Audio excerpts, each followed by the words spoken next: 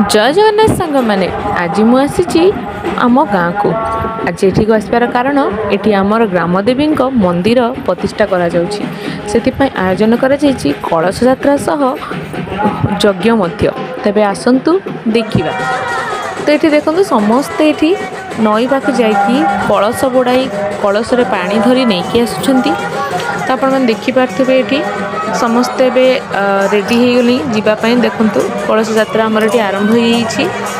आज खरा मध्य बहुत थिला गरम बहुत होतिला बहुत कष्ट थिला तथापि भक्त माने श्रद्धार सह माँ जो पानी नहीं आसुँच माँ तो निहाती आशीर्वाद करेंगे ही करेंगे। तो आज मुझे वीडियो एति देखिली आगो को आहुरी अच्छी संपूर्ण पूजार विधि से सब वीडियो देखापी मो चैनल को सब्सक्राइब निहाती करंतु।